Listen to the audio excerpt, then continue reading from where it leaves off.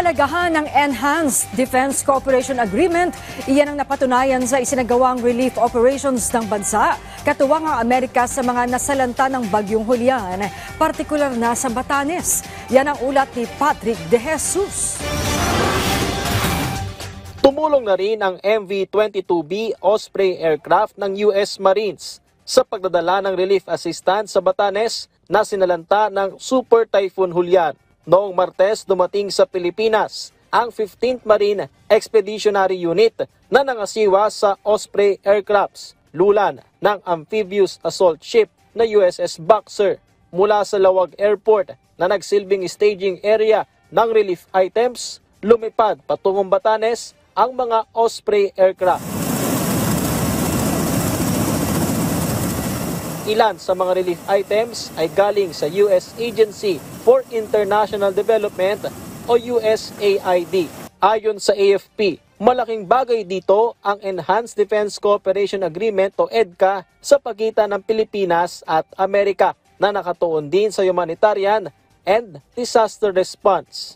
Yun kasing mga operations natin and the exercises that we do, heavy rin ito, hindi lang naman on defense, but also on humanitarian assistance and disaster response. And itong mga nakikita nyo pong exercises that we do in Balikatan, sa Lacnive exercises, ito po yung actual na implementation niya, no? Yung actual na may sakuna na nangyari, and makita nyo po how we are, we are using the training that we have conducted in real life.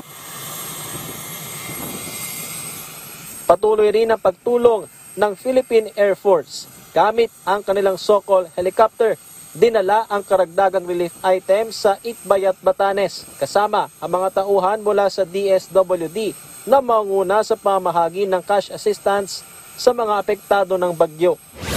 Samantala, suportado ng Armed Forces of the Philippines ang paglagda ni Pangulong Ferdinand R. Marcos Jr.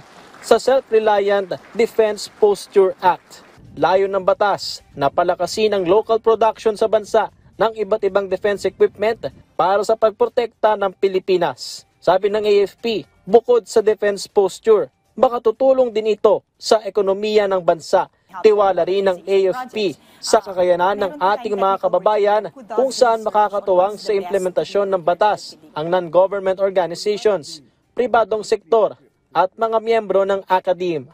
It will complement the comprehensive archipelagic defense concept. So, all-encompassing yan, no, kung ano yung maitutulong nito. Over and above that, it will also help our industries, local industries, to be part of national security as well.